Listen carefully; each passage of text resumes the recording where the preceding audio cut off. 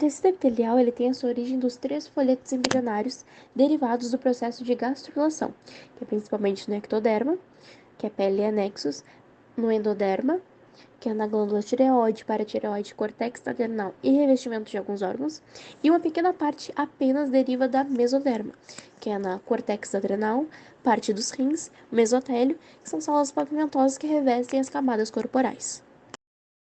Para melhor identificação, na microscopia de luz, não é clara a distinção entre a membrana que separa uma célula epitelial da outra. A distância entre o núcleo dessas células ela pode dar uma noção sobre o formato dessa célula, além de poder ser uma forma de certificar se aquele epitélio está disposto de forma simples ou estratificada. As células epiteliais ela têm características de polarização, ou seja, uma região da célula abriga maior quantidade de organelas específicas do que a outra, deixando essa região polarizada.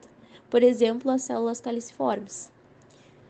Os epitélios não são vascularizados, sendo seu suprimento advindo dos epitélios dos tecidos adjacentes, principalmente tecido conjuntivo que está ligado ao epitelial pela membrana basal. A região da célula epitelial ela é voltada para o tecido conjuntivo e é chamada de membrana basal ou porção basal. Já a região para o meio externo ou o lumen do órgão é chamada de membrana apical ou porção apical. Por fim, a região das células que estão em contato com as células vizinhas são conhecidas como membrana lateral ou porção lateral. Algumas células epiteliais elas podem apresentar especializações de membrana apical, como os microvílulos, presentes em células intestinas, como por exemplo as que são projeções curtas ou longas compostas internamente por actina, cuja função principal é aumentar a área de absorção das células. Outras células epiteliais se especializaram na criação de cílios, que são presentes no epitélio pseudoestratificado ciliado da traqueia, por exemplo, ou flagelos, espermatozoide, também exemplo, sendo ambos compostos por dois microtúbulos centrais rodeados por 9 periféricos inseridos na base da célula pelos corpúsculos basais. A diferença entre os cílios e flagelos é que os cílios são menores e uma célula pode conter aproximadamente 250 cílios. Já o flagelo é mais longo e cada célula só possui um. Algumas células epiteliais, como as células do epidídimo e do ducto deferente, se especializaram em um tipo diferente de microvilo, os teriocílios, que são microvílulos maiores e ramificados, que ficam imóveis com a função de ajudar no movimento de moléculas para dentro e para fora das células. Algumas células epiteliais, como o endotélio, podem ser estruturas conhecidas como cavéolas, e as vesículas de pinocitose, que usam dessas estruturas para transportar moléculas do seu lúmen para o tecido conjuntivo, ou ao contrário. A membrana basal é o espaço entre os tecidos e o tecido conjuntivo, que é visível apenas com o microscópio eletrônico. O tecido epitelial também forma uma lâmina basal, com o tecido conjuntivo, que é menos espessa do que as outras membranas basais, como formadas entre as células adiposas e do conjuntivo, por exemplo. Isso se deve ao fato de que ambos os tecidos possuem epitélio de revestimento, o que torna essas lâminas basais mais espessas. A principal função das membranas basais são estruturar, filtrar moléculas e oferecer ao epitélio o regulamento da proliferação e diferenciação celular, que ao se ligar aos hormônios e outros fatores de crescimento celular, influenciaram no metabolismo das células, como também servir como suporte para a migração de células. A membrana basal ela é dividida em dois segmentos distintos, sob o microscópio eletrônico, que é a membrana basal e a lâmina reticular. Já na forma de regeneração das células epiteliais, elas podem variar de acordo com o tipo do epitélio. Em tecidos epiteliais estratificados, as células basais desses epitélios são especializadas em se multiplicar e se diferenciar em células de revestimento para aquele epitélio ou em células caliciformes. Em epiteliais simples, como só existe uma membrana epitelial, as células dessa única membrana, além de executar sua função, também têm um alto poder mitótico e se multiplicam. Essa reação também é observada em células do mesotélio e do endotélio. Já em alguns epitélios prismáticos altamente especializados, como estômago e intestino, por exemplo, a alta especialização de absorção ou secreção diminui drasticamente seu poder. O tecido epitelial de revestimento é uma categoria importantíssima de tecido no corpo humano, que é composto por células organizadas em camadas que formam superfícies contínuas. As suas principais funções incluem proteção, absorção, secreção e sensação. E existem três principais tipos de células epiteliais de revestimento, como a pavimentosa, a cúbica e a prismática, que cada uma com uma variação simples ou estratificada. O epitélio de revestimento ele atua como uma barreira protetora contra os agentes externos, como micro-organismos, substâncias químicas e abrasões físicas. Em tecidos como epitélio pavimentoso simples, as células são adaptadas para facilitar a absorção de substâncias. E isso é extremamente importante e essencial em áreas como alvéolos pulmonares, os capilares, onde ocorre a troca gasosa e a absorção de nutrientes.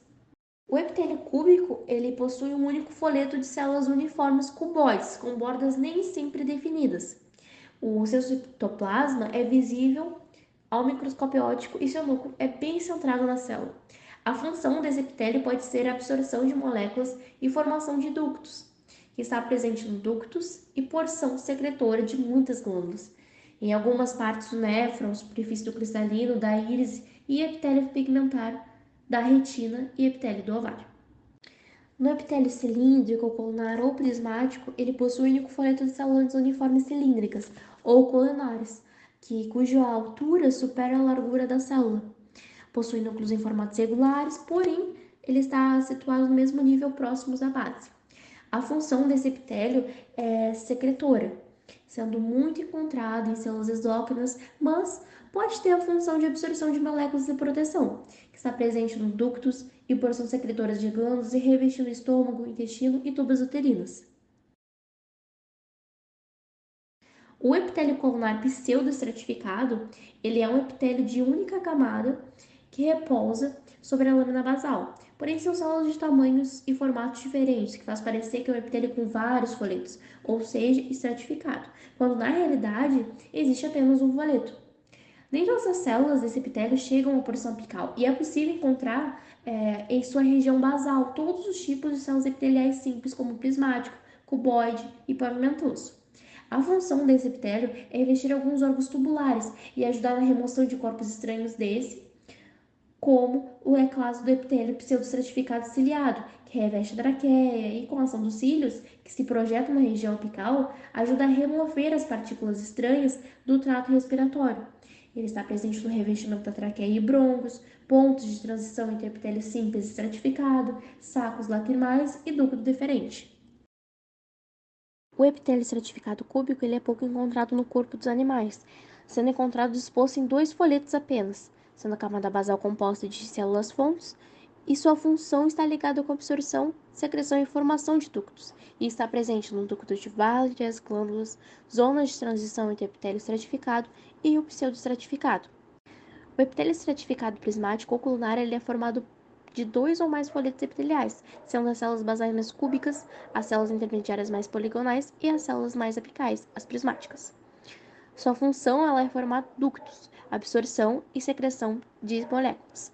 Ela está presente na zona de transição entre o epitélio prismático e o pseudoestratificado, grandes ductos e conjuntiva da pálpebra. No epitélio de transição, que é também conhecido como urotério, ele é um epitélio específico da bexiga urinária e tem particularidade, porque ele assume diferentes formas de acordo com a pressão exercida nele. No seu estado de repouso, quando a bexiga está vazia, as células assumem diversos formatos mormentes entre cuboides, prismático e principalmente globosas. A sua aparência é de um epitélio estratificado, porém essas múltiplas camadas são o resultado da interação entre as células que estão próximas uma das outras. No seu estado de distensão, quando a bexiga, por exemplo, está cheia, as células assumem um formato achatado, parecido com um epitélio pavimentoso, que normalmente apresentando apenas uma ou 2 camadas. Outra característica do epitélio de transição é sua capacidade de promover uma barreira eficiente entre o conteúdo luminal e intertício, que é impedindo com que haja a interação de água do lúmen da bexiga com o tecido conjuntivo. Vamos falar sobre tecido epitelial glandular. O tecido epitelial glandular é um tipo de tecido epitelial responsável pela produção e secreção de substâncias. Existem 2 tipos de glândulas, as exócrinas e as endócrinas. As glândulas exócrinas estão localizadas em várias partes do corpo, como na pele, intestino, glândulas mamárias, entre outras. Realizam a secreção no meio externo e têm 3 tipos de mecanismo de secreção: as merócrinas, apócrinas e holócrinas. Nas merócrinas, a secreção é eliminada sem que ocorra a perda de citoplasma. Na apócrina, a secreção é eliminada com parte do citoplasma e na holócrina, a liberação das células inteiras como parte da secreção. Vou falar alguns exemplos de glândulas exócrinas. As glândulas sudoríparas, que produzem suor para ajudar na regulação térmica do corpo, e podem ser tanto merócrinas como apócrinas, dependendo da localização e do tipo de secreção. Também temos como exemplo as glândulas salivares, que produzem saliva para auxiliar no processo de digestão de alimentos e são classificadas como merócrinas. E como último exemplo, as glândulas mamárias, que produzem o leite durante a lactação e são classificadas como merócrina quando secretam a caseína do leite e apócrina quando secretam os lipídios do leite. Vou falar um pouco sobre estrutura glandular. Elas podem ser unicelulares ou pluricelulares. A estrutura das glândulas exócrinas são divididas em porção secretora, que produz a secreção, e os ductos glandulares, que são as conexões com o epitélio. As glândulas exócrinas podem ser classificadas de acordo com a morfologia da porção secretora, sendo tubulares, alveolares e túbulo-alveolares, e os ductos podem ser simples ou com ramificações.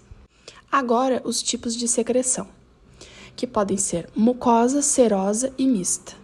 A mucosa é uma secreção viscosa com propriedades lubrificantes e protetoras, que ajudam a proteger áreas mucosas. Já a serosa é uma secreção aquosa e rica em proteínas, como a saliva. A mista é uma secreção mucosa e serosa. Agora vamos falar sobre as glândulas endócrinas. Elas não possuem ductos e não têm conexão com o epitélio.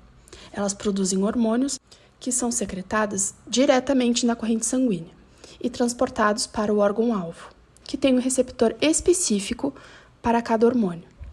Os hormônios têm ação mais lenta. Os sinais endócrinos podem levar de horas até semanas. Os hormônios produzidos são responsáveis pela produção do leite materno, o crescimento, e são eles que regulam e mantêm em equilíbrio as funções do corpo. São exemplos de glândulas endócrinas a tireoide, a pineal e adrenais. O sistema nervoso é quem controla as glândulas endócrinas, pela região do hipotálamo, que é responsável por manter a homeostase do corpo. As glândulas endócrinas podem ser classificadas por dois tipos, cordonal e folicular. A cordonal tem células que se agrupam em fileiras, como cordas, e em seu meio possui capilares sanguíneos. A adrenal é um exemplo. E temos a folicular. As células se agrupam em forma de vesícula, preenchidas por secreção, como exemplo, a tireoide. A glândula simples tubular é um tipo de glândula exócrina que possui uma estrutura alongada e tubular. Ela é composta por uma única unidade secretora, que forma um tubo. As células secretoras responsáveis pela produção e liberação de substâncias revestem a parede interna desse tubo. Esse tipo de glândula pode ser encontrada em diversos tecidos do corpo, desempenhando funções específicas, como a produção de muco no trato gastrointestinal. A glândula simples tubular ramificada é semelhante à glândula simples tubular, mas apresenta ramificações, ou seja, possui múltiplos ramos, o que aumenta a complexidade da sua estrutura. Cada ramificação é composta por unidades secretoras tubulares. Esse tipo de glândula é encontrado em diferentes sistemas do corpo, como as glândulas salivares, onde desempenham papéis específicos na produção e secreção de substâncias importantes para as funções do organismo. A glândula simples tubular enovelada é caracterizada por uma estrutura tubular alongada e enovelada, formando uma espécie de espiral ou enrolamento. Essa organização específica proporciona uma maior superfície para a secreção de substâncias. Cada unidade secretora da glândula enovelada é geralmente composta por células especializadas na produção e liberação de secreções. Esse tipo de glândula pode ser encontrado em diversos tecidos do corpo, contribuindo para funções como a produção de enzimas digestivas em algumas glândulas do trato gastrointestinal. A glândula simples acinosa ramificada é uma estrutura glandular composta por múltiplos pequenos sacos arredondados. corpos ácinos, que se ramificam. Cada ácino é formado por células secretoras especializadas, e as ramificações ocorrem proporcionando uma organização mais complexa. Este tipo de glândula é comumente encontrado em áreas como glândulas sebáceas, que produzem óleos para a pele. A ramificação aumenta a eficiência na produção e liberação de secreções, desempenhando funções específicas no corpo. A glândula composta alveolar é caracterizada por ter unidades secretoras em forma de pequenos sacos ou bolsas, chamados alvéolos. Esses alvéolos são os locais onde as células secretoras produzem e acumulam as substâncias a serem liberadas. A estrutura composta indica que a glândula possui ramificações e várias dessas unidades alveolares. Este tipo de glândula é encontrado em diferentes sistemas do corpo e pode ter funções diversas, como na produção de secreções salivares em glândulas salivares específicas. A glândula composta túbulo-alveolar é uma estrutura que combina características de glândulas tubulares e alveolares. Ela é composta por túbulos alongados, semelhantes a pequenos tubos, e por alvéolos, que são pequenos sacos ou bolsas. Essa combinação oferece tanto a capacidade de produzir secreções em tubos quanto em alvéolos. Geralmente, essas glândulas têm funções secretoras complexas e podem ser encontradas em áreas como glândulas mamárias, onde desempenham um papel na produção e liberação do leite.